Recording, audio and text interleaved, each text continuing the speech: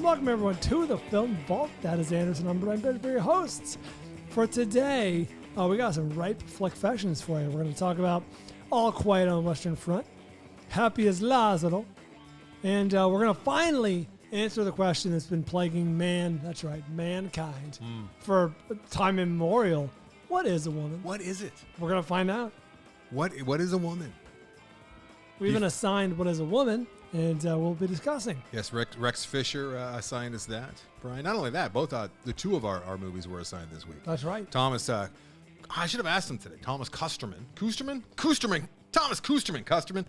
He assigned us Happy as Lazzaro, which is a Lazzaro, which was it was a bit of a find, I'd say. I'm excited to talk to you about that. I didn't know. Why don't I know about this? And also, I'm going to be talking a little Atlanta, season 1 and season 2. This is not TV. Might need to get a little help Are you from really you. scraping the barrel that hard? Not scraping the barrel. Getting I'm the going to cream. do season 1, season 2, and then a week or two from now, I'll wrap it up with season 3 and season 4 because Atlanta is culminating, Brian. Started 2016, and now season 3 and 4 are the wrap-ups. They both came out this year, and we will put Atlanta to bed. Have you seen the greatest celebrity cameo yet? The greatest who? What the what? Celebrity cameo yet? Are you talking about Hank's son, or Tom Hanks' son, Chet Hanks? No, that's a good one. I'm talking about the other one. I don't think you're there yet. Is it the Liam Neesons? It might be the Neesons. Yeah, the Neesons. Is this your silent protest against the Oscars? The nominations are upon us, Yeah, and you're talking. Well, you know when you get people, it's all about that people, boy. I love that song. God, I can't find it on the old I don't think it Apple. exists. I don't think it exists. I don't think it exists. Is that for bullshit. women talking? You know who sings that? No. For real? Stephen Glover. They use his lyrics. They use Stephen Glover's lyrics. okay. Yeah. Brian, don't worry. You that can from just sit Banshees your of bald, white ass in the Inisherin? back seat for this one, all right? Okay, Yeah. can do. When we talk to Atlanta. Hey, We're all new listeners, and they're here for me. I think the last thing I want to do is sideline the star. oh, Jesus Christ. I'm nauseous. I could feel like it's bubbling up in my stomach. Like I feel nauseous. Do you want the sink right behind you? I might need to use it. Okay. I might have to. Hey, let's talk a little Oskies, right? Okay. Yeah. I wasn't prepared for this. People, boy. It's all about that people, boy. I'll be on that people. He's a giant rap star, and that's the only thing we've ever heard from him. And it's so fleeting and small and just like sort of But minute. it's so catchy. It's so catchy. So every night I walk into the bedroom and Jillian knows what's up. I'm like, honey, I'm not going to be laying out with you tonight after Atticus goes to sleep because I got a lot of work to do.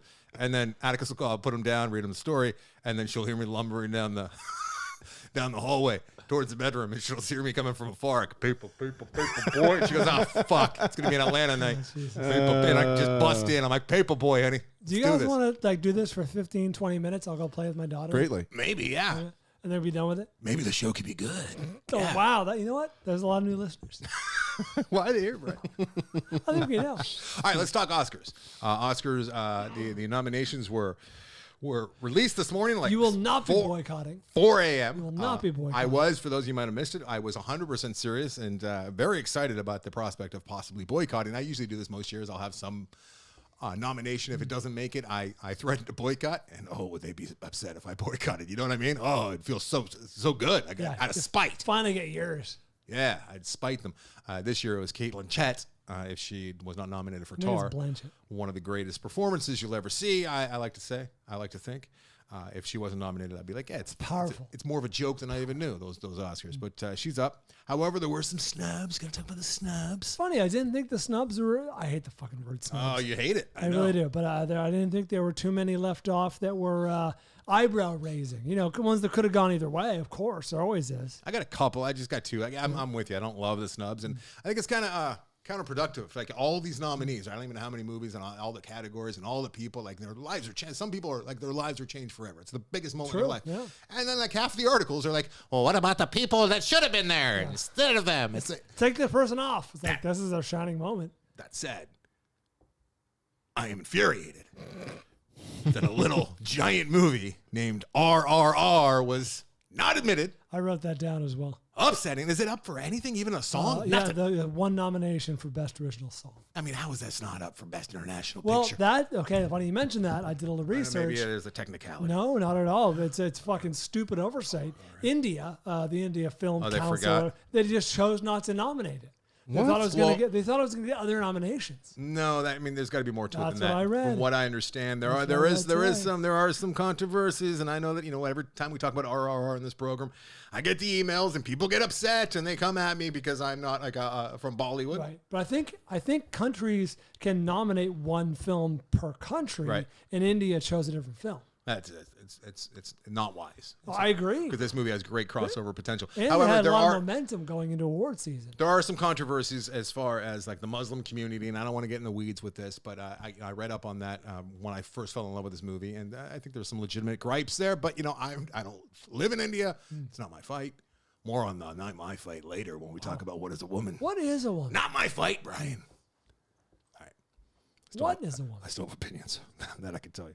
All right. So, yeah, RRR not getting nominated. That's just a shame because I want more people to see RRR. It's like one of those life-changing movies for me. Do you know what a cat is? And it's great, Brian. And not more, but just as upsetting is the absence of Babylon. Now, I don't understand how Babylon is not up for Best Picture when it is one of the greatest feats that I've seen all year. It's shocking that Maverick is up for Best Picture. That was Avatar 2. And Avy 2. I think Maverick's a that better is more movie. insulting than Maverick, I think. Avatar. Yeah, being Maverick's Best better. Picture. You're an Avatar guy. Oh, Yeah, but- sure. No, In the at same way least I Top like riding a Gun- roller coaster. At least but Top Gun was a feat. You know what I mean? It was Yeah, a there's some. visual I mean, if it was like splendor. best like stunts in a film, hell yeah, get Maverick in there. Best film? What do you? Oh, their Mach 6s are better than our Mach 5s. We got to get up there. when and why did Kate Winslet learn to hold her breath for 7 minutes? What scene was that necessary for? Do you remember hearing about that? No. She learned to hold her breath for 7 minutes for Avatar. She's in Avatar. Why? I think. Why? I What Is she in scene? Avatar? that seems Yeah. like. I mean, she's a cartoon. First of all, it seems like that's something that was planted so that they could like talk more about Avatar, Right? Yeah, one of those fun facts that the PR department puts out. Yeah. I mean, people can do it, but I mean, that's like the ultimate limits of like deep divers and whatnot, right? I She learned has an to ample bosom. hold for like 2.5 minutes, and that was a feat for me. All right. So yes, Babylon. I don't agree with you on. It's funny because you were so pro Babylon and I was so mixed at best on it that It's polarizing.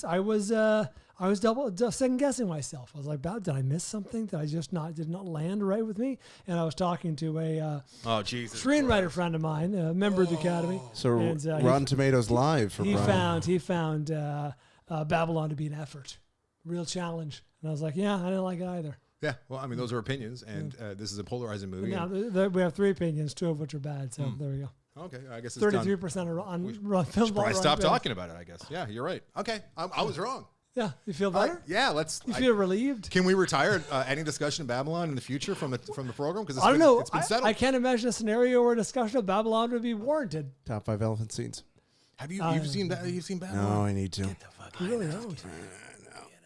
I did see Megan instead. I'd rather see Megan. It was fun. You're not on camera, and that bugs me. I don't. Well, he just stopped talking. What? There's a Oh, solution. he needs to stop talking. I don't like that. Very Solution. technologically simple solution to that. Tell us about Megan. Analog, very analog. Tell us about Megan. Mithrigan. Mithrigan. Me3gan. It was, I think it was like what the listener said. It was fun and it was campy. There's really no reason to watch it at home. I would recommend seeing it in theaters because I was with maybe the dumbest movie-going audience I've been with in several years. Ah, my people. People were screaming at any tiny bump. People were laughing hysterically at just any non-joke. Was this like a weekend night crowd? People were bringing Thursday. in Thursday night. People were bringing in their own food. There was this huge black man in front of me, and anytime anything would happen, like a knife would fall off a table, you go, "Whoa!" I think you must have done that about I didn't see that 45 coming. I didn't times. see that coming.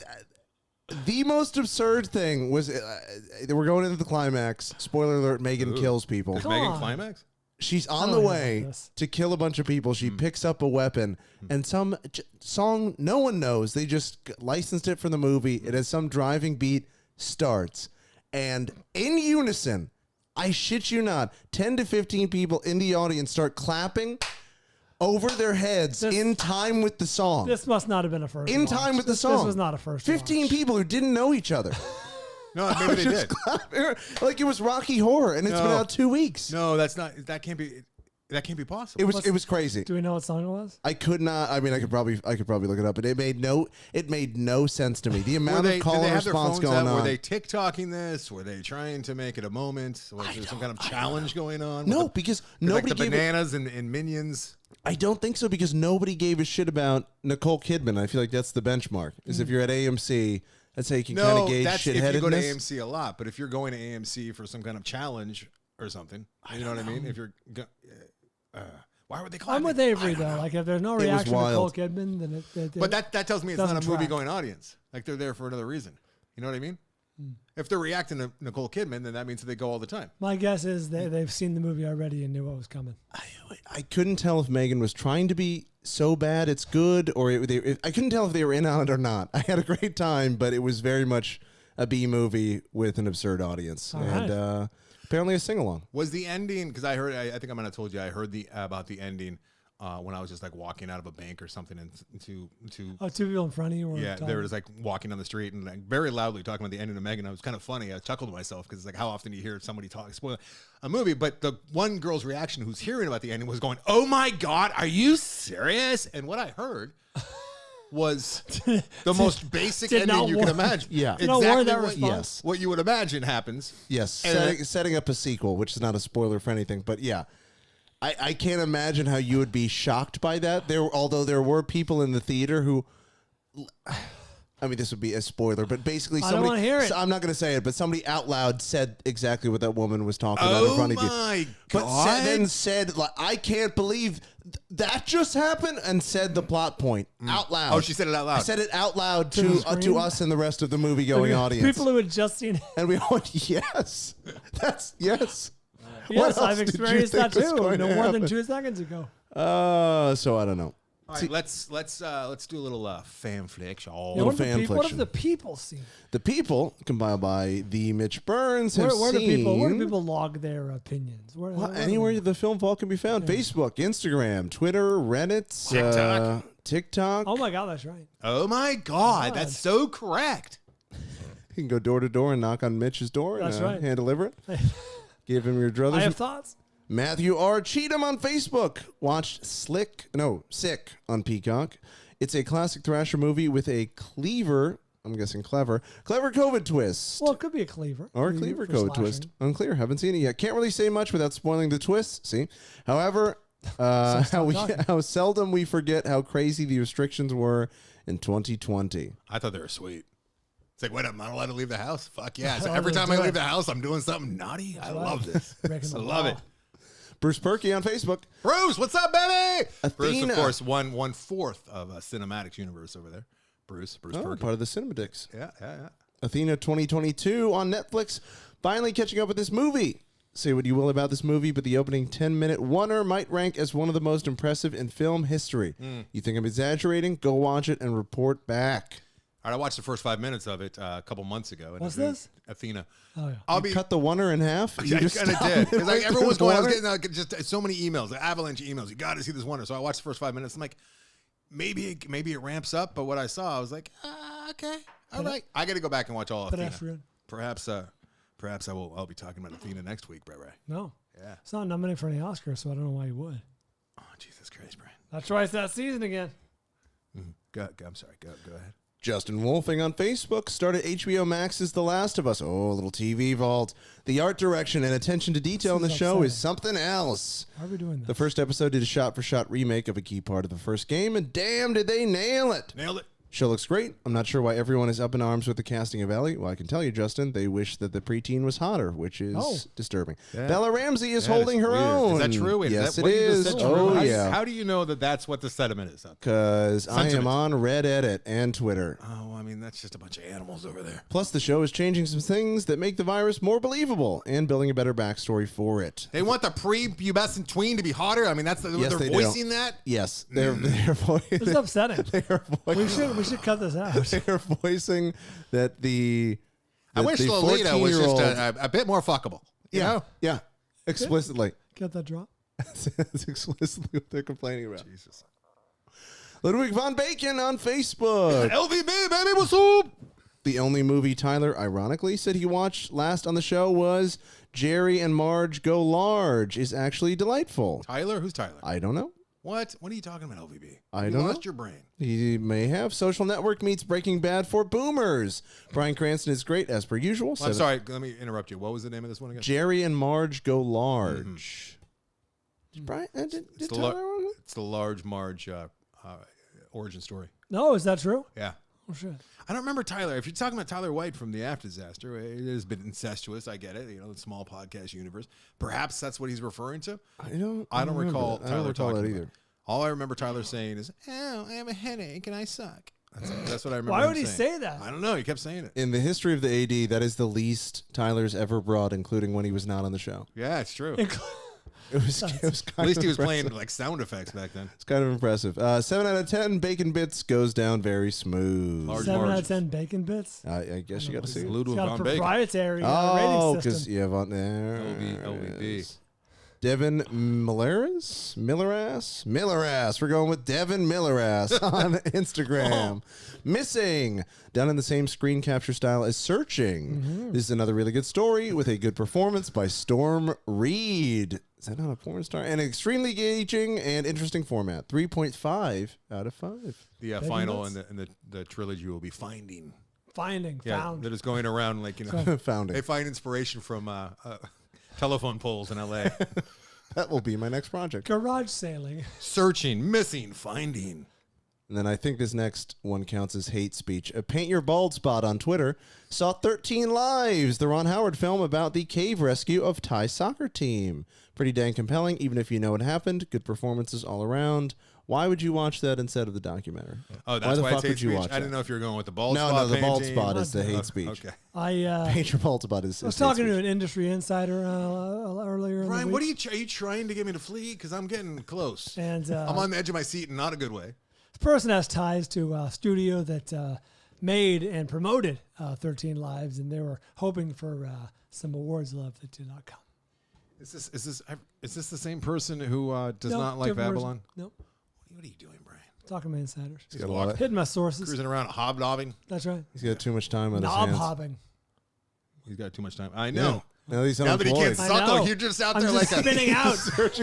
you're just like a lone pilot fish, a remora in the ocean, just looking for a shark to suckle. I'm just texting random people. You're just like a piglet runt running around, running around the big open barn, going, "Oh, where do I suckle?" All the fish are just turning away.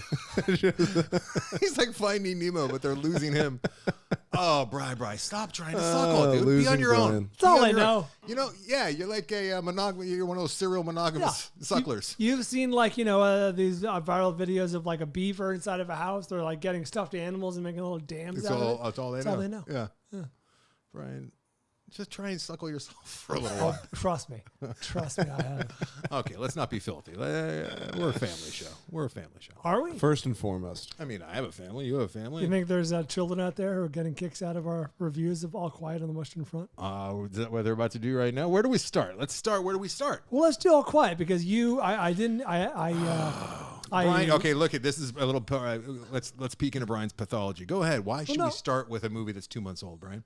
It's nominated for 9 Oscars, including Best Picture. That's a good point. I'll give you 1 It's point. it's very timely. I know it's World War I. Very long. Timely in the fact that it's in the news, is all the headlines. I feel like this is the same point. Anderson and I were talking earlier in the week, and I said, "Hey, did you ever Flickfest All Here's Quiet the on the Western pathology. Here's the Front?" pathology part. Anderson says, "I did, but it was an episode where you were dying in the hospital." I said, "Well, it doesn't count." Yeah. Yeah. So he's like, in Brian's head, he's like, well, this film not has been never been discussed. brought to the It's program. not been So discussed. This is not canon in since- Brian's mind. exactly. That's right. It exists outside the canon. Greedo shot first. Thank you. In your version. Go ahead, Brian.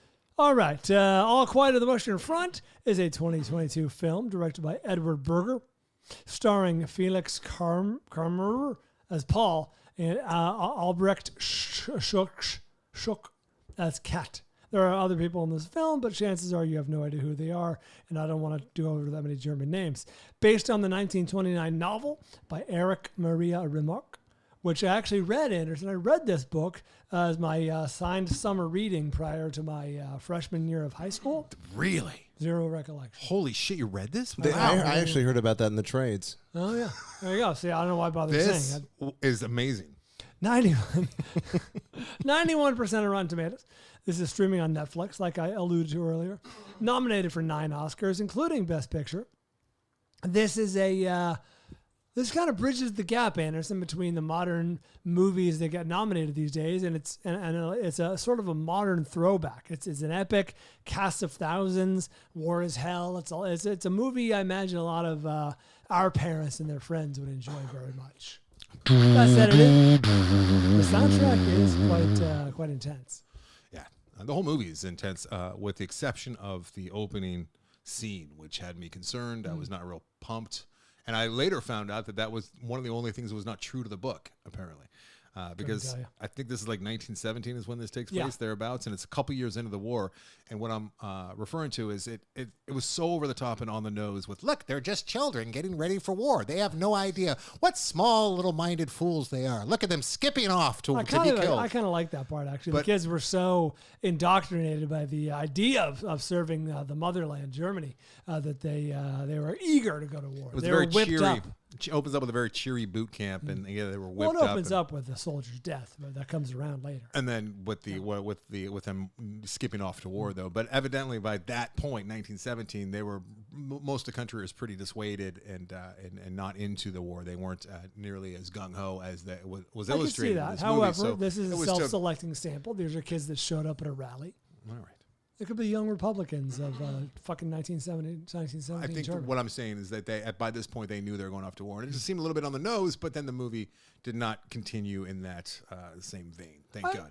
Well, in an overall overarching way, it did, because the movie is constantly. They even go into it in the next, I don't know, series of scenes where it's like, this is not what I thought it would be. They're bailing water out of a flooded trench. You know what I mean? Like, the movie is constantly breaking their dreams of glory. Yeah, okay, maybe I didn't explain it. What I meant was it wasn't on the nose. It wasn't paint by number. It wasn't. No. I was afraid It wasn't heavy-handed. It wasn't heavy-handed. It wasn't on the nose for the rest of the movie. They did some things in war movies that I've never seen done in a war movie before.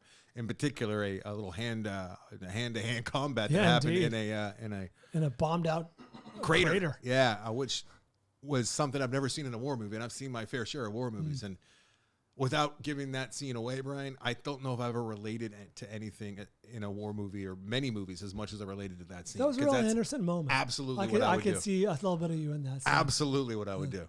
I would do all I could. Oh, no, what have I done? Out of rage to just survive, right? Yep. And then I would do all I could. Regret. Yeah, total regret.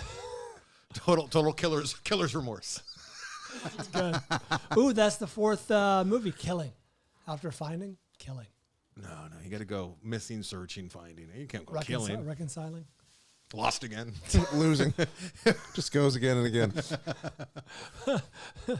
That's good. It's called the Dementia Alzheimer's flagship. Quadrilogy.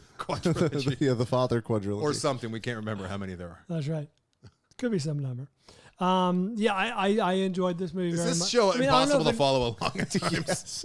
I don't know how much I enjoyed the movie, but it is very good. It's relentless at times. And the times that it's not relentless, it's juxtaposing these horrific, extended, really well done war scenes, trench warfare of World War I, with the opulence, the relative opulence of the upper echelon. Which is a little bit on the nose as well, but I think that it deserves to be pointed to and illustrated. Yeah. And I think that they were very, very effective at showing. I was even more of a douche as a teenager, as you might imagine.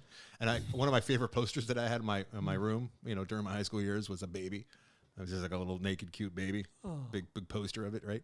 And it had across his chest, it's like, damned are those too old to fight and die that send children, or something like that. Because I was very anti-war. That's and good. I love Platoon and whatnot. And this definitely nails that, I think, and really illustrates the men, the warmongers that are in charge, that have blood on their breath and they just suckle off the blood of young people. And not just that, they callously dispose of these hordes of troops. It's like it's nothing. And that one German like so much soldier, currency. He's just like, I'm a man. I was born alone. I lived alone. And I'm going to die alone. Remember that guy? All by himself at his big table. Oh, and he's the guy that like wait, he in caused lots this of harm. movie? Yeah, in this movie. Okay, sorry, I was reading. Obviously, I didn't watch the dub version. Yes. He was the soldier. Yes. Yeah. Like that's all he lived for. He's kind of like, to a lesser degree, a lot of people have bosses that are like this, and like they live to be the boss. Like, I'm not going to give anything away, but I got a friend, close friend, who's got an office job. Oh, really? COVID, everyone had to stay home. My friend's boss came to work every single day during COVID, Sure. and could not wait to usher everyone back into the office as soon as she was allowed to, so she could just stand there and look at And her be the people. boss. Yeah. And they were more effective working from home during of COVID. course. Way more effective. The Studies have team shown. did better, and the results show it. She doesn't care. She needs to be the boss. This guy needs to be in charge of people that are dying on his watch. It's crazy. That's funny. That example goes further into the like military-industrial complex, which is it's got to keep feeding itself to survive. You know what I mean? The war's got to happen in order for this thing to survive. Similar to when Christy was at home working and doing amazing productivity. I'm sorry, who's Christy? My wife, was her company COVID? couldn't wait to get everyone back in the this the COVID? office. Yeah. And why? Because they're paying a rent on these gigantic buildings. Right. Well, Got to make it work. Got to justify. but Well, the homeless building people. gets lonely. Yeah, the building is cold and hollow. So what's really cool about this movie too is the first two acts is just like total German war porn, right? A whole lot of it. Yeah. The last act is mostly just a couple soldiers wandering fields when the dust has settled. That was the most nerve-wracking part of the entire 2-hour plus experience for me. Like it was white knuckle time. That's a really good point. I don't remember being that stressed out because you know the other Something shoe. bad, yeah. You just can feel it. Well, I thought of it outside the context of the film, which and the book instead of the film, the book, which is I'm not going to give away the ending to either one, but it reminded me of Das Boot, where it was like, this is a German film. Germans are the cliche is that they self-flagellate. You know what I mean, over the atrocities of war, and thus there can be no happy ending in a German book or movie about World War II, World War One. So I was kind of bracing myself for a Das Boot style ending. Mm-hmm. Is that where it just doesn't end? It goes on for an additional 3 hours. There actually does end at some point. Das Boot comes in at a slick 5.5 hours, I think. That's right. I saw that version. Das Boot! It's actually a miniseries, let's be fair. I saw the 5.5 hour version. I know, so did I. Hey, Bri. Hey, You like this movie. Now, do you feel like it should have been seen in the theaters, though? This is a theater. I would have liked to movie, have seen it. I mean, maybe it would have. And there's no way to see it in theaters? Well, you I think it can- only came out for like a week for like Oscar eligibility. That's a good one to wake up to. I can't imagine what Netflix's motivation would be to put it in a theater. Does it make sense? Yeah. It's a Netflix movie. Well, actually, you know what? I think it had to be in the theater for at least a couple weeks. That's for what I'm saying. Oscar I think it played for a eligibility. week. Hey, they could take the box office. Why not? You know, why don't they do the Amazon thing and start buying up theaters Yeah, and throw it's good. slather That's a really Netflix good all over it? point. Heard Barnes and Noble making a comeback. What the hell's going on in the world? Barnes and When? Noble. What is happening? Barnes and Noble's back. They're doing really well. What? Yes, it's true. Let's move on to the next film. And this one was assigned to us. Bri. How was it? Yes. This one was assigned to us by a Swedish, sorry, Thomas, a Swiss man. Actually, he's German, but he moved to Switzerland. He lives in Zurich, if you must know. Thomas Kustermann. I spoke with him for a while earlier today. Actually, we FaceTimed because How I is was Thomas? afraid of getting charged. So I said, let's FaceTime these. So, you know, Use we'll your be on the old Wi-Fi. Yeah. So he assigned us Happy as Lazzaro, whatever you want to say. Lazzaro. All right, stop it. I don't need to hear that for the next 10 minutes. Lazzaro was said many times. Yeah, this is streaming on Netflix. It's a 2018 film. It was a nomination for the Palme d'Or at Cannes Film Festival a few years ago. This is a movie that has eluded us to this point. Brian, why don't you do the honors of Happy as Lazzaro is a 2018 film, like already Anderson said said. Written and directed by Alice Rohrwacher. Al. Adriano Tardiolo as the, wait for it, titular, Lazzaro. Nicholas Basky, Sergio Lopez, Alba, that's her daughter, I assume, Alba Rohrwacher, and that'd be a wild coincidence, and Tomasino Ragno.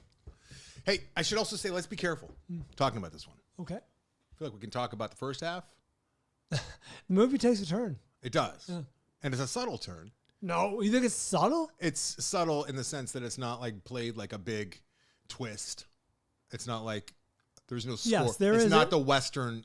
Yes. There is a Hollywood bizarre, style. there's a bizarre thing that happens halfway through, and I don't know if we're talking about two different things. There's an inciting incident that leads to the thing that would be played for like M. Night Shyamalan style. Like, sure. didn't see that coming. What are you talking about? I'm not talking about the gravity. Sure. a misstep. The misstep. No, I'm not talking about that. There is something that happens halfway through this movie that you do not see coming at all, and it's shocking. But this movie is so quiet and subtle. Now I don't wonder what you're talking about. I'm talking about everything that comes after that, and all the reveals. Yeah. Okay. That's what I was talking about. But I thought you were talking about the misstep. No, I was talking about the. Okay. All right. So let's just talk about the movie. The Shyamalan-esque twist. Yes. Which I don't think it would ruin the movie, and I had a nice long discussion with Thomas about it. It's not a twist. It's just a left turn. It's a left turn, right? I don't think it would spoil the movie. However, I did like trying. I mean, if you read my notes, you'd be like, "What the hell? How confused could you be?" Because throughout the movie, I'm taking notes, and they're asking all of these questions that are later answered. So just we'll leave it at that. I'm glad I didn't know. I had no idea what was coming at that big left turn. I'm glad I didn't, because it would have been less impactful. I think so. Yeah, it would not ruin the movie, but I think you'll get more enjoyment out of the discovery, for lack of a better term, while watching this, and just kind of like trying.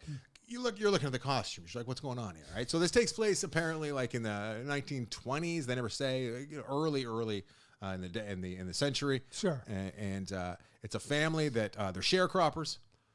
Yeah, Right? it's set in Italy. Yeah, it's it's set in rural Italy. Tobacco farms, Yes. essentially. It's a long-standing tobacco farm. And there's like 26 people that live in one like house, like a 2-story house, maybe like an 8-bedroom house, and then there's like a bunch of children that live. A bunch of like the family, they are all living on this little plot of land.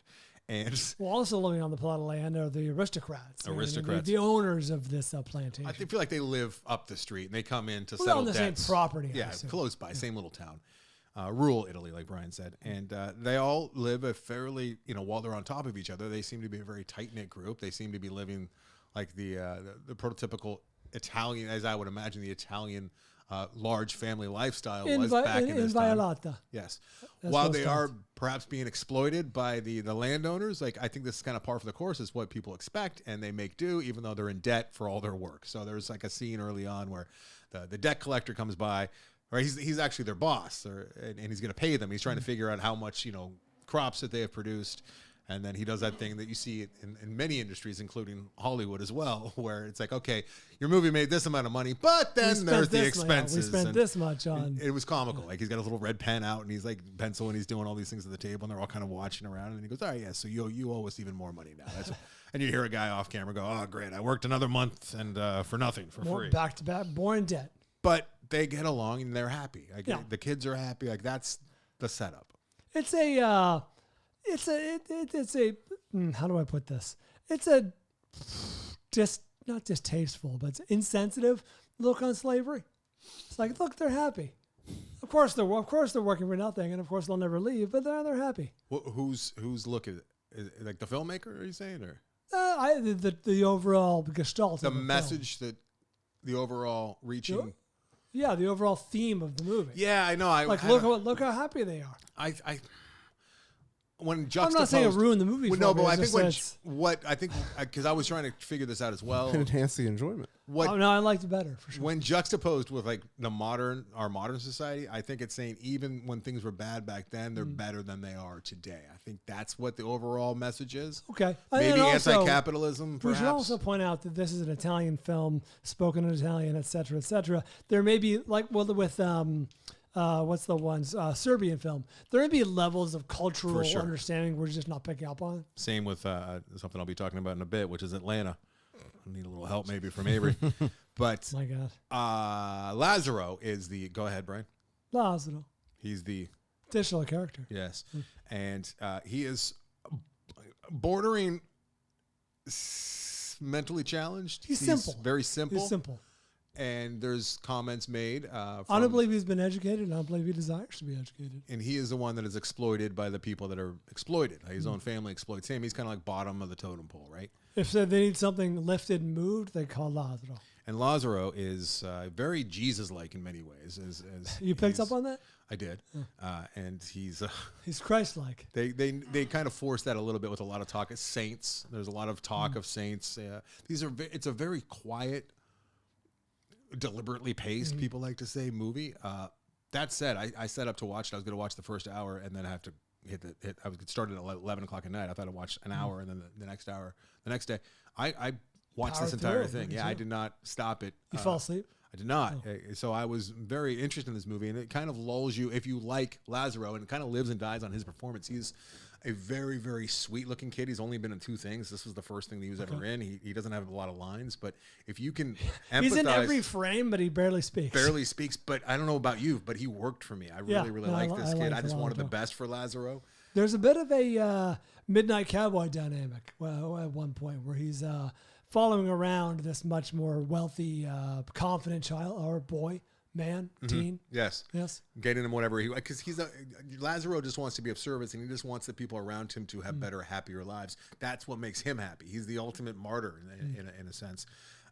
But I thought when they nailed him with the cross, it was a bit much. I didn't need that. It was heavy-handed. He didn't get nailed to the cross, to let everybody know. But I can mildly recommend this movie. Some people are going to absolutely hate this movie. If I had to guess, I would think that you liked it quite a bit. I liked it. I think I did 3 stars. Okay. Above average. I would say 3.5 because I think Lazzaro is going to be in the Lazzaro character is like here to splash. Also, maybe I'm a little bit basic on this, but the second half bummed me out.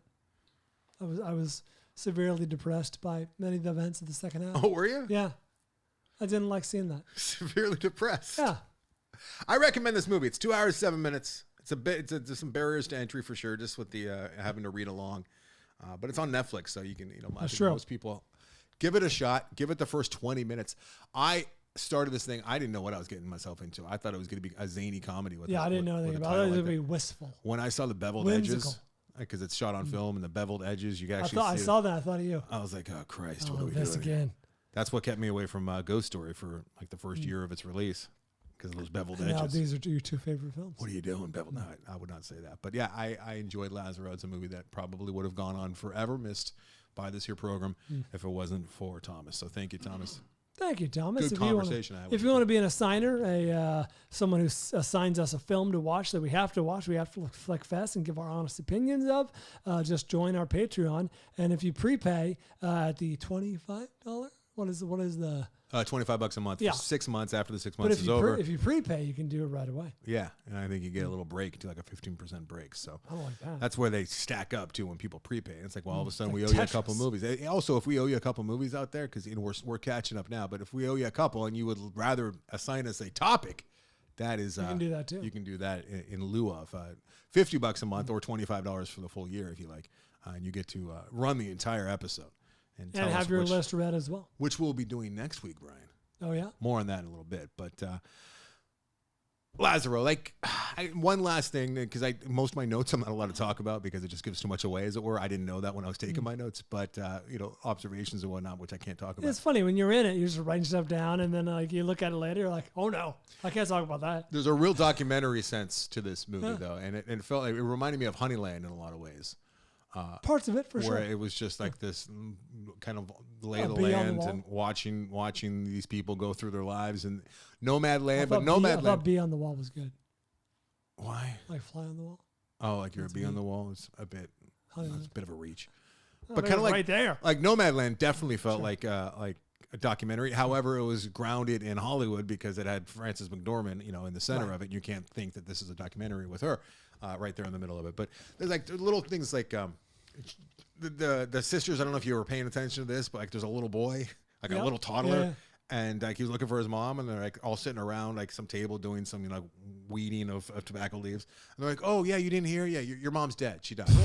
She's not coming back." Forgot about that. And the kid starts crying, and they're laughing. And they're like, "Oh, seriously, she's dead." And then mom comes down the hill. And they're like, "Did you really think he was dead?" They're just making fun of this little kid who's literally, he's really crying. They have little moments like that in this movie. You feel like you're just part of this giant, crazy family. It's fun. It's a good time. Good time. It's a good time. All right.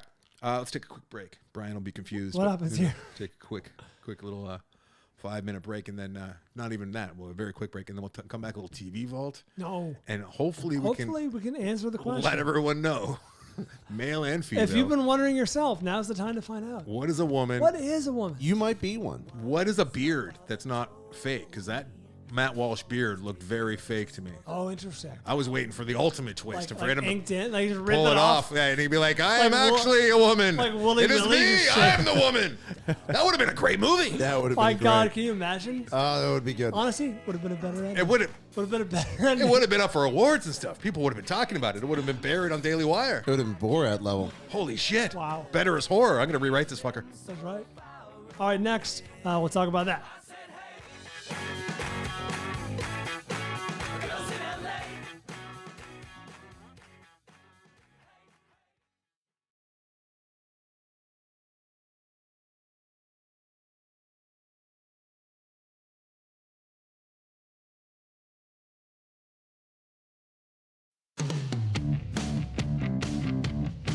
Hey, we're back. Anderson, get your fucking TV vaults out of the way. So we can finally we'll do that. We'll do that towards finally the end. address. No, people. Paper, boy. People I'll want be to on know. that paper boy. No, Paper let's boy. do it towards the like after we do 3 movies. So like we can get movies, and then we'll do a little bonus. So if someone really doesn't want to hear about good television, they can tune out. Right? Hey, if you don't want dessert, you can leave the table. Yeah. Maybe if you're on the keto diet, which means nothing good. all the good things off the menu. That's not true. Okay, let's talk a little. What is a lady? What is a Woman? 2022 documentary directed by Justin Folk. I thought it was Matt Walsh, but no, it was Justin it was Folk. like technically. I feel like Shadow he made director. most of the decisions. I would imagine. Well, it's not a bad thing. Matt Walsh, the comedian. That's not a bad thing. Comedic. I know where you're going, bro. Matt Walsh, the comedic actor. I think he's like Reno 911, right? He's been in lots of, the Hangover. This is not that guy. Just for those of No. you listening along, this is a different Matt Walsh. Yes, if you're a big fan of the Doctor from The Hangover, look elsewhere for your mirth. It will not be found here. We are, in fact, it is starring the other Matt Walsh. He really is the star of the show. He is in most of every scene. Pick up any tips, Brad? Yeah. Was that supposed to be funny? Yes. Was that supposed to be funny? No, I was asking if you picked up tips. I'm serious. 83% on Rotten Tomatoes. It has 5 positive reviews out of 6 possible. The positive pretty good. reviews come from people like Christian Toto, and who is Hollywood and Toto, and the Gospel Coalition. This is going to be found on. Do you think they believe in abortion? Like that it exists, like Santa Claus? No, believe in it being a good thing for society. Oh, if I had to, just based on the name alone, I'm going to say no. What is a fetus? Is the follow-up to this one? Going back. Yeah. This is streaming on the Daily Wire. If you're lucky enough to be a member, you can watch this. I think this is the problem with the low number of Rotten Tomatoes. I don't think that many Is people. the access? Yeah, I think there's a I barrier. do wonder, seriously, about the business model, which is how many people are going to sign up for the. You've already got your audience. Your audience is on board with this. If you want to convince people, change minds, open minds, open Interesting that eyes, you bring that up. why wouldn't you make it available to rent? Rex Fisher and I, he assigned this to us, and this is not his first assignment. Rex has been a supporter of the program for a long time. I respect Rex. I knew we were going to have a nice, interesting conversation about this one, which we absolutely did. He and I Did voices get began. raised? No, not at all. Okay. Began the conversation with me saying, "Hey, look, this is not a hearts and mind documentary, and that's my number one problem with this movie." So What does that mean? Matt Walsh's question, which is the actual title of the It was movie, a tits and ass documentary. is what is a woman, and it's all about transgender situations, transgender issues. What makes a woman? If a man can be a woman, what is a woman? That this is the question, and he sets out across America. And actually, he goes to Nairobi, right? What's it? Nairobi. I think. He goes to Africa. Yeah, he goes to Africa. He goes all over the world asking randos this question: what is a woman? Just define what a woman is. But there was But what I was saying is this is he set out to make a documentary to placate and to speak directly to his audience, which already think that it's farcical and absurd, and you have to be mentally ill to want to change your sex. That's who he's playing to. Sure. He's just reinforcing their beliefs. He's telling them what they all want to hear, rather than actually trying to change hearts and minds, which he's not capable of doing. I don't think. Was it like conservative Michael Moore almost? in It that was way? absolutely There was Michael a lot Moore. of that there. At one point, he goes to a women's march with a microphone and just starts, pointing at people's faces. What do you think? What's a woman? What's a woman? And it's like, okay, that's such low hanging fruit. But what did you think was going to come out of this? Is this going to be productive in any way, or are you just aping on people who are easy targets? You know what I mean? They're whipped up, they're marching, they're chanting. Yeah. It's just such an easy target. It should have been on the cutting room floor. Rex brought up this point, which I found to be valid, and that is that I should also start by saying this documentary was way more entertaining and well executed, better executed, and better produced than I imagined. I thought it was going to be very bad, and I thought it was going to be very angry throughout. I was angry a lot of the time, but not throughout. Right. Matt wasn't somewhat infuriating at No, times. it's for sure competently made. But I thought there was going to be a lot of yelling and screaming in the documentary, and he played it cool. And I think that was a well thought out decision on his part to be just kind of not Tucker Carlson style, but just kind of like setting them up to be frustrated on their own, and then he just sits back and watches them fall over, stumble with the answer of a very simple question: what is a woman? Speaking of Tucker Carlson, that is a common thing in a lot of cable news, I feel. And here, it bleeds over to this arena, which is, hey, I'm just asking questions. It's like, yes, you are just technically asking questions, but you very clearly are trying to get this conversation to go somewhere. I'm just asking questions. Which arena is that? What do you mean? You said also it bleeds over. Oh, this into arena. this arena, into this, literally the as documentary. in what is a woman? Yeah, just literally this documentary we're talking. Now you can't watch this without thinking. Okay, it is when you think about it. It's like it is kind of a tough question when you think about it. But imagine how many people gave him smart, succinct answers that, and I just kept imagining throughout the movie, like he would be asking someone on the street, like, what is a woman? And they just give him like a really smart answer. And he would just kind of drop the mic and roll his eyes and go, thanks, and walk away and defeat. Just turn to the camera and go, cut. So that's funny. Obviously, you can't prove that, but it makes sense and it stands to reason that happened. But there are plenty of, there's one specific example of he's manipulating an answer to fit his agenda, which is, remember he's talking to the professor, the guy who's getting the blonde annoyed. guy. Yeah, he was getting annoyed, and he was like, he asked him a question. I think he just asked straight up, what is a woman? And the guy, he started by saying, oh God, we actually spent a whole semester on this. And then he went on to give a very long-winded answer, a very complicated, nuanced answer. And they hilariously do the thing where they fade out. They were playing music. They fade it over itself. You know what I mean? Yeah. Like he's talking like this, and they fade in where he's talking like this, and they fade in where he's to give the impression this is an endless answer. Motherfucker, he just said it takes a whole semester to teach this. The fact that he was able to crystallize it in 90 seconds or whatever it was. And then they also show that's very appropriate. That same professor becoming outraged because he's using, Matt Walsh is using the word truth. And I know that there is something else that went on in that conversation. Right. So this is obviously a very pointed, one-sided documentary. That said, it's interesting as somebody who wants to make films such as yourself, documentaries, to just see how skewed one. You're 100% right. And so the first two acts, there's no smoking gun. Like the two biggest things that he can come up with, which that are problems as far as us as a society allowing this insanity of people transitioning to a different sex. The two biggest things that he can come up with are. He finds a bitter high school female track athlete who has been beaten out by these two transgender women who beat her in every single meet. She's very upset about that. And Matt Walsh, that's one of his big examples of why we cannot let these women that are born in men's bodies and vice versa transition, because it might upset track girls occasionally. And then also, it gets a little bit messy and confusing in bathrooms, right?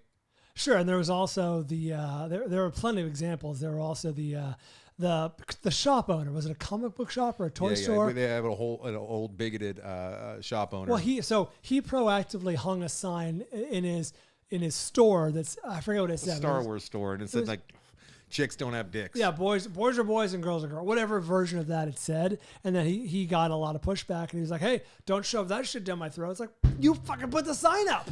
There's a lot of lead up to that want too. Their smoke. city council woman was a transgender woman who came in and confronted him, and there was There was a lot of manipulation Right. there with that too. Like the only clips that they showed of that viral video was her yelling at Yeah. him, and he's like a little old man, and it made it look like he was He's being victimized, terrorized. But I actually saw the entire footage, and there, like, he was yelling and screaming back at her, but they don't show that. He wanted some. The documentary is definitely it's got a side, and it's playing to its side, and then that's now the last act. We should let's compliment the movie because I was with you. We talked off the air a tiny bit about the last act of the movie, which I found, and I think you found, a little more compelling than we expect. It was, and he touched on some things that I've at least thought of in my head, and I'm careful because one thing that he did touch on, and I think it's a more interesting subject, is. I mean, I saw it happening with Dr. Drew too, where if you just misstep a little bit and you say anything wrong, and it's happened to me with speaking. I got a big can only mouth, and I imagine. speak out of turn sometimes, but I consider myself an ally of people who are The oppressed people of the world. and like I saw it happen with Drew, like where he would say something be misconstrued, and like he's an ally, and now he's being screamed and yelled at Right. by an entire. So there are. And it's kind of what I was getting at with groupers, and that's what a lot of what groupers was about too. Is like people who are victimized, and certain they feel comfortable as victims. So as soon as they feel like they are being victimized, they just throttle and like start attacking, and it's stuff that I can't understand. That was the message of the Finger Trap Dick movie. Well, with the gay character in Okay. particular, and how he would I forgot all bring that. it. Yes, there's a lot going on there, Brian, and I don't expect you to be able to pick up on that. I know that you're You're right. there is no transforming robots for you to focus in on. So Transitioning robots. yeah, transitioning robots. Transitioning from cars. They go from blue to yeah, pink. right. Yeah. Like all that stuff was so on the nose with his fake family in the beginning, and like he's got twins. I don't even know if he does, and like those weren't actually his kids. And he's got really? he's got the little boy dressed in blue and the little girl in pink, and it's just like what do you? They're playing to an audience, and that audience isn't me. However, the last act, I'm sorry, I went on a bit of a tangent, is talking about what about the children, and they'll have you believe that like a 10-year-old boy could be confused about his sexuality, walk into pretty much any medical clinic and say, hey, I'd like you to cut my dick off, and they will do it. And parents be damned. You have no say in this kid's rights. As I understand it, it is a exhaustive process to go for an adult to go through a transition. With a let great alone- deal of psychological yeah, screening let alone too, a right? child. I can't. We're at the forefront of it too, because The foreskin. we're at the foreskin of it. And ultimately, I don't have a dog in this fight. It's real simple. Like if you're not hurting anyone and it makes you happy, fuck yes, What do about your what daughter you Alice? want to do. I don't have a right to have a outspoken opinion about this, and that's not what this show is for. However, we do have to react when we see movies. What I'm saying is that last act did bring up some opinion, So what valid was the points. last act was just about children he transitioning. really leaned in on the children, and I thought that was And the impact of medical procedures that are, that ostensibly irreversible, or we don't know because it's so early. Like you said, we're in the forefront. Foreskin. What is this going to manifest itself as in 10 years? If a 13-year-old goes through this process. Granted, that's very uncommon, but that's a legitimate point. Because that's what I always wonder. How prevalent is it? I think it's very, very but the fact that it does exist in some small they give some faction stats. needs to be addressed. Kind of speaking out of both sides of his mouth in this too, because he was giving some stats about just how few people there are that actually go through this and they're having this issue, and how they're over saturated in media and culture, and they have such a loud voice, is what he was saying. Like the documentary he's making? Yeah, like the documentary, and then later in the movie, he's like, "We must stop this because." But if it's like 1 in like 100,000 or something, like what is your real concern here? But it was very clever and well constructed as far as it kind of played it for laughs. The first, and like I told you, he only identified those two things, and he's playing to his own audience. And then by the third act, that's where he really ratchets it up to like a fever pitch. And I'm sure that a lot of the people that watched this and bought it hook, line, and sinker because they already believed it were really whipped up by the end. Like, oh, we got to stop these monsters from doing this to our children. And But I wish the movie was more readily available, because I kept thinking of you, Avery, throughout the entire movie, because I offered you the link that Rex offered us, which was very kind of him. And you said, I can't watch it because halfway through the movie I'll be like, oh shit, I'm starting to buy some of this stuff. I And you can't risk it. help but I can't risk it. You can't help but buy into some of it. I mean, you're not immune watching this, and like there are some points that are made, but I just didn't have the bandwidth to like go fact check everything. I fact checked some of it, and it didn't line up. Yeah. Some of it. At one point, towards the end of the movie, they profile a woman who thinks she's part wolf. And it's like, okay, this is like Daily Show style stuff, and it's muddying the argument. Like I was on board with, okay, this is a discussion that should happen. You know, the rest of this movie, and then they take it to an absurd level. It's like that you're hurting your own debate. Yeah, it's like when with gay marriage, and then they go, "This woman wants to marry a toaster," and you go, "Okay." Yeah, well, now we've lost the thread. Now, It's what like are we talking about? lowest common denominator is who it's playing to. And they, it's real easy to find annoying type people on both sides, but of course, all the people that were on the pro side are fairly annoying, or at least he portrayed them that way. Sure. And then he got people. Well, it's Michael Moore-esque in that respect. And Michael Moore, and I was talking with Rex about this, like fucking Roger and me. It was later shown that he could have got the whole movie's about him trying to get an interview with the guy that runs the car company, right? Who pulled it from Flint. Right? Yeah. Roger Stone. And not Roger Stone, but that's the whole premise. It's like he can't even get a sit down with this guy so that this guy can explain to him why he ruined this entire industry. He took it out of hard-working American hands. And then it turns out like he had multiple opportunities to have that interview, but it didn't work for his narrative. So he just it's better the other way. Yeah, but he did have some advocates on his side, like some medical doctors. Like what's her name? I wrote her name down, but she seemed very with it, and she was smart. What is her?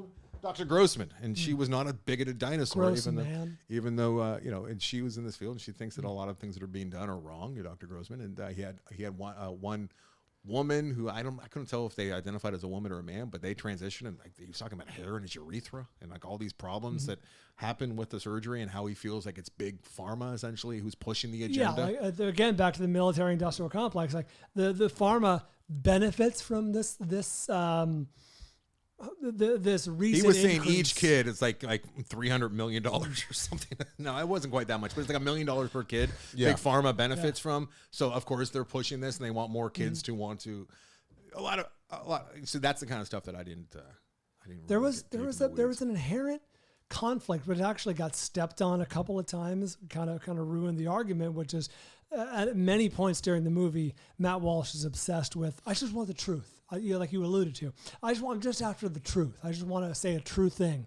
But the inherent problem is, and Jordan Peterson, who's in this, even explicitly says it, which is there is inherently, I wrote it down, a lot of fluidity. There's inherently a lot of fluidity in gender. And he's asking a truth-based yes or no, black or white question about something that has other answers, like for example, hey, is this person funny? Hey, is this movie good? Hey, what color is this dress, do you think? Like there are multiple answers. It's not just black or white. Like there are nuance to any possible answer, like there is apparently with gender. Jordan Peterson himself stepped on Matt Walsh's argument by saying, yeah, there's a lot of fluidity in gender. And that's I think I missed that. Oh, I didn't really? pick up on Jordan saying that. He's so Canadian. I get it was very it kind of came and went. It wasn't a point he belabored. He said it a was lot. He speaks rapid fire, that Jordan Yes, Peterson. and he talks fast, and it was a kind of on a side, but he said it. Ultimately, I think this movie could be studied as far as how to rabble rouse and get people fired up. They are already kind of fired up, but I don't know what's the point. Like, why get someone fired up about this? Like, is it really ruining? Like, why? At one point, remember when they showed from Dr. Phil, the woman's like, "I'd like to know why you care so much about this." Yeah, and he took exception to that. Because it does seem very simple, where the only people impacted by this are either it's yourself or your child, and if it's your child, talk to your fucking kid. And why does it need to be anything beyond that? And figure out, just be a good parent. Talk to your kid and see what's going on. At one point, he said, I forget. Fire up your base. I forget what the person. Yeah. Someone said to him, "I don't feel like I encountered that this much." The transgender issue, and the response is, "I can't go a day without hearing it." And it's like you hear it every day. Wait, I remember someone said, "What was that?" Yeah, someone said to Matt Walsh, I don't think I even hear about this that often, or I don't know what that is." And he's like, "I can't go a day without hearing." Matt Walsh said that. I wrote it down with quotes around it, so someone. It's the media you're taking in. But then again, that's his world. You know, he kind of deals. That's what I'm saying. Yeah, and that it's a self-selecting sample, I guess is what I'm saying. Hey, let's talk about the ending. All right. It was really strong. Do you think that he had that idea before he set out? Do you think that's a possibility, Brian? That maybe he concocted the ending of the movie? Maybe even shot the ending first? We talk a lot about cringe. Like, you know, you cringe, make that face like, oh. This. I thought the whole movie was going to be that tone. Thankfully, it wasn't. Yeah. This scene at the end, closing scene. He gets the answer. From a woman who may or may not have been pregnant and barefoot in the kitchen. It transcended cringe. My spine tingled. Like, I went like this. You know what it reminded me of? It had the same tone as Roadhead or Roadhard, whatever that movie. No, it's not. It felt like the same kind of. It was the same kind of laughter, the same kind of. It was the same tone, same vibe. Yeah, him leaning, that's not true. leaning, kind of standing and going, "Oh yeah, that's what a woman is." Oh, it was right there in front of me. Like there was something. Yeah, something about Roadhead. Anyway, strong ending. What's the answer? Well, you have to watch the whole thing to find out. And don't skip to the end just to find out the answer. Labes. She just said labes and walked away. That's right. Oh. Beef. Brian, come on now. We're not that show. We don't see that. Please. Wolf woman. Let's talk Atlanta. Paper, boy. All right, let's talk Atlanta. I have more notes. I don't think we need any more notes. I'm going to sidle up over here, and we're going to talk a little. Atlanta. Move. You know, I can just move Brian's camera. Yeah, you should do that. There we Well, go. people want to see me nod off. Yeah, go ahead. Nod off. All right, so in 2016, a show called Atlanta. Oh, my God, there's 2016? Yeah, it's very old, Brian. Very, very old.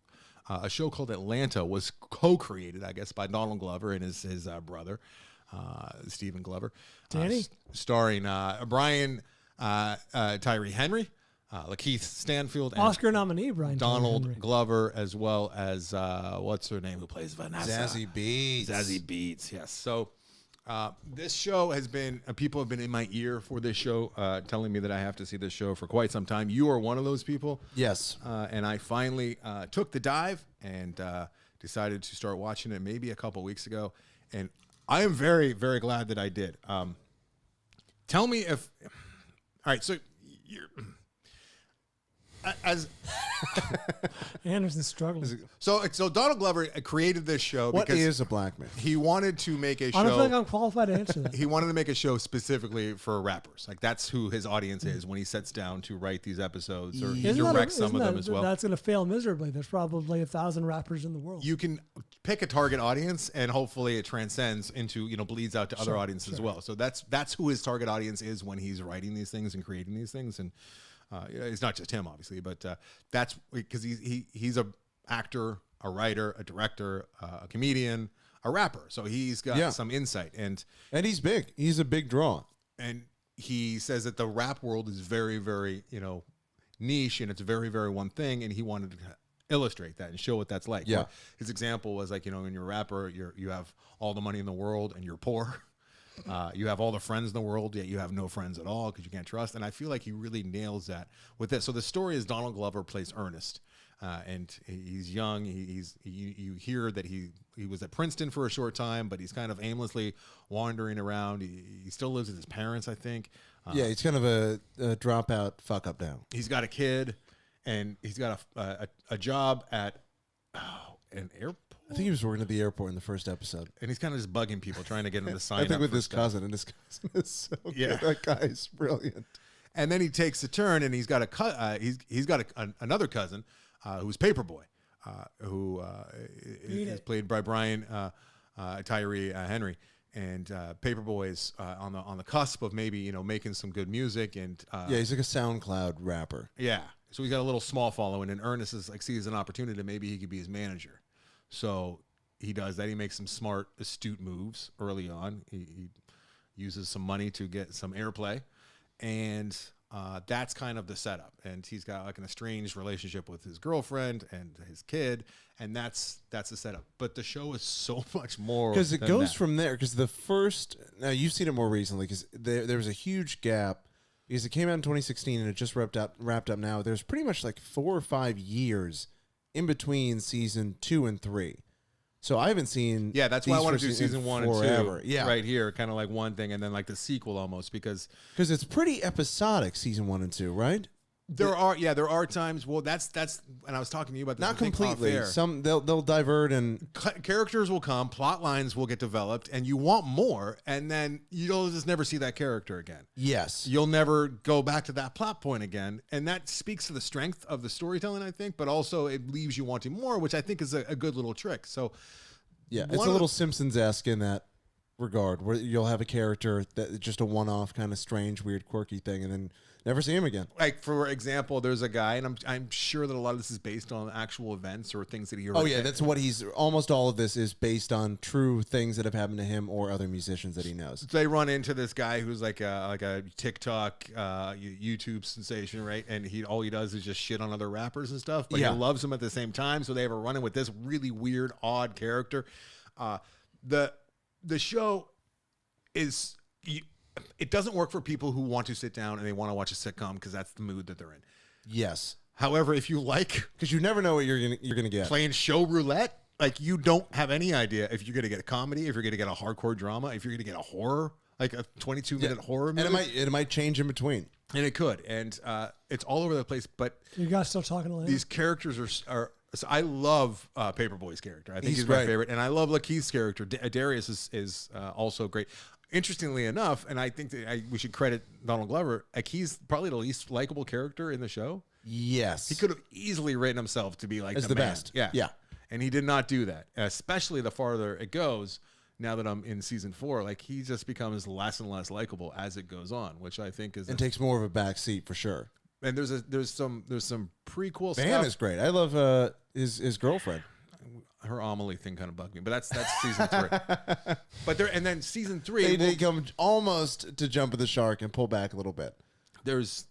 So I should also say that like my wife, who I love very much, and she's watching along with me begrudgingly. She is not an Atlanta fan. She does not like this. She kind of taps out with a satire. She can go with parody, but this is like hardcore satire. So I'm curious, what does she not like? Because she can't relate to it, or she doesn't like that it's the tone is different every show. She doesn't love Donald Glover to begin with. She loves Okay. Keith and she loves Brian Tyree, but she doesn't love Donald Glover. But oddly enough, like the farther it goes too, there's less and less Donald Glover. Like there's For sure. full episodes with none of them in it because they do have like standalone episodes. Yeah. I can't tell you. There's probably been 3 or 4 episodes where it ends, and I'm like, that could have been a full feature length movie and probably done pretty well. I think in a lot of ways he's doing Jordan Peele better than Jordan Peele. Yeah, so some of the detractors, and Jillian has let me know about them, suggest that he's just trying to be Jordan Peele. Atlanta premiered before Get Out, so I call, and plus, why you got to draw the parallels? I'm not saying Jillian did that. She was reading some stuff online. Yeah. A few times. There are episodes where it ends, and like both of us, she'll look at me and put the pressure on me. She's like, what the fuck was that about? What are they trying to say there? I'm like, not sure. Maybe I'm too white to get what they're going for, but there's been a few episodes. I'm sure. Yeah. One of which was just because we missed a certain little detail. Both of us had forgotten the detail because there's so much going on with some of these Yeah. episodes. It had to do with the school picture. I don't know if you remember that one. No, it's been so I'll long. talk to you about it 3 and off air. 4. 3 and 4 I'll know. But yeah, so I highly recommend this for people who like to play TV roulette and not know what you're going to get. The way it's like shot good is acting. phenomenal. The way it's shot that's also a little artsy, and I think it'll rub some people the wrong way Sure. who don't love independent cinema. Like the way it's framed, Hiro Miru, the director, I believe that's his name. He's got a very particular eye, and it looks like a lot of it looks like Sundance framing, where like the characters, it's not traditional framing. Like the characters are rarely in the middle of the frame. Like they'll be like at the edge of the frame, that kind of thing. That he starts doing that hard right off the bat to just kind of set a tone. Like this is like independent filmmaking almost. Yeah. But yeah, I'm really into this show, and I'm kind of sad that I only have like 7 episodes left. First 2 seasons are much more traditional, and then it really Yes. starts taking chances. I guess they took a long break because of COVID and whatnot. So 2016 it first aired with 10 episodes. 2017 or 2018 is when season 2 hit, and it was 11 episodes, and then the last 20 episodes were all released this year. Yes. Anything? So you can't. I Really help me. love the music. I really love I think that this will, for a lot of people who don't get rap music, who don't have a lot of experience with black culture or that sort of thing, I think it's a very interesting window into a world that you would not otherwise experience. That's what it feels like, and I've told this to Jillian. It's too, almost like, voyeuristic, but in a way that's not. It's absolutely. I'm so I glad think you it's said great, that. and it's. I tell her, like, I feel like I'm looking through a window I'm not really allowed to be looking through, but I'm looking, right? Yeah. Like it is very voyeuristic in that sense. Now, there also have been detractors that have suggested that this is not doing the black community any favors with how he's portraying certain things. So once again, it's not my. But who's saying these things? Are these white people saying? Probably. No, actually, it was a black author who Jillian cited, because we're having a bit of an argument back and forth whether it's a good show or not. And Jillian doesn't like to be made to feel stupid because she's a very smart person, and when like artistic endeavors try and push the envelope with theory and whatnot, like she gets kind of like. She rolls her eyes. She's like, I'd rather just be, over here doing this rather than like, you challenging. Yeah. So that's what she's. And I do think there are cultural parts that you will miss. Yeah, for sure. I almost need like a black interpreter there for me at times. For sure. But I lived in Atlanta for college, and this feels very real. Did? Yeah, I went to school in Atlanta, so this obviously minus some of the absurdity. This feels very true to life. This is less absurd than you would imagine, in terms of the interactions of just the kind of people you run into in stores and on the street, and all the stuff where he's just talking to somebody in retail, and it's just ridiculous. That is very authentic and very true. And it's the way the city is shot. Just the overall feeling is very. I think one authentic of the episodes, to specifically Atlanta, because it's a very unique city. I just saw one of the episodes that I just saw was called like Most Atlanta of Atlanta, like most Atlanta of Atlanta. It was something suggesting it's like as Atlanta as you can imagine. Yeah. Oh, I was gonna say something. Like they have a whole horror episode where they get lost in a very specific mall in Atlanta. Yeah, that's notorious. 3. Oh, really? I mean, everybody knows about 12th Street or whatever. Yeah, it'd be like getting lost in the Grove or something like that. And there's definitely Twilight Zone elements to this thing. It's and there's so much low-hanging fruit that they just avoid. I was afraid, and I thought that it would be a lot of like dumb redneck racist people, and there's very few of those. There's a lot of subtle racism that he goes after, that he explores. And sometimes white characters are right as well. And the black characters aren't always right either. It's not like there's this saint, premise going on. So it's to me, it's very, very clever. It's very intentional, and it's very well thought out for the most part. Unless I'm just missing some things, the stuff that I am missing, I'm going to just benefit of the doubt that I'm just too obtuse to get it, or too white to get it. Obviously, I don't think he's doing David Lynch things here where he doesn't expect anyone to get it. However, there might be a moment or two here or there where it's just like, what's he going for there? Yeah, and does some anyone of it is, know? Does he even know? Some of it is very surrealist, where he just. I think there are a couple of those moments where he goes, I think it's interesting to end it this way, or to have this happen.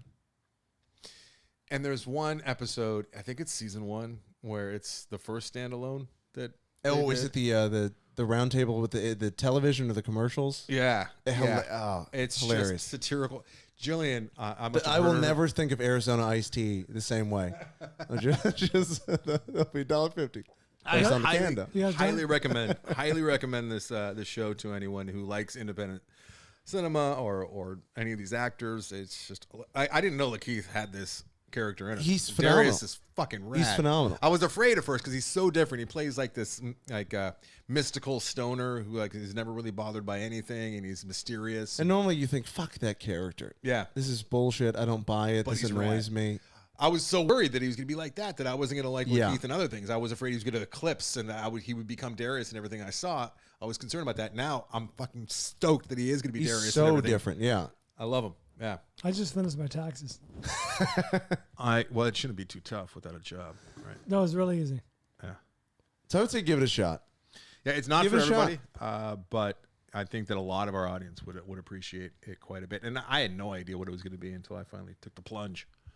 And I'm glad I did. So thanks for helping push me over, Avery. It's a fun time. And I think, it's solid end to end. And I think 3 and 4 might be even better. I mean, it's no Patriot. But no, it's good. but it's... you can agree with that. It's goddamn good. It is very, very good. Paper, boy. Music's catchy. Could use more of the music. It definitely use more of the music. Yeah. Avery, don't have written down here who assigned us Happy as Lazzaro, but I think Anderson has the name. It was Thomas Kustermann. Thank you, Thomas. I knew it was Thomas, but I forgot the last name. Our Swiss resident friend. And also, What is a Woman? Assigned by John Campbell. Thank you, John. Nope. Thank you. Rex Fisher. I know, I messed up. Jesus.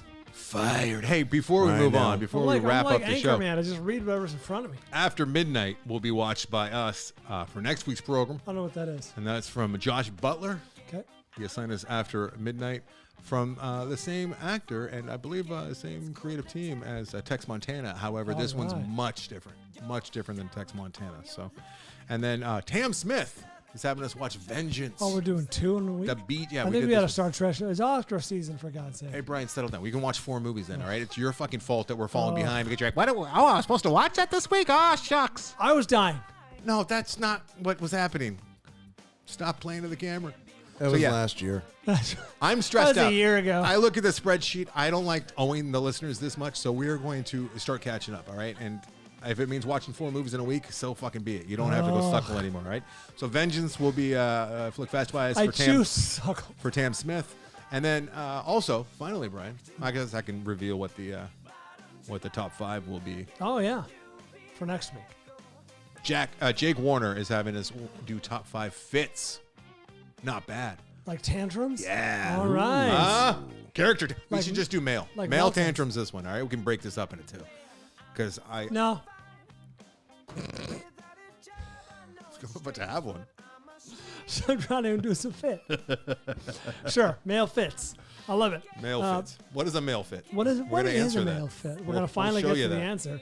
That's plagued society for years. Mock puppet, is that correct? Yes, Mock Puppet is I don't know correct. what's true and what's not. Thanks, Mock Puppet, for being our featured artist this week. Check them out at AndersonandBryan.com.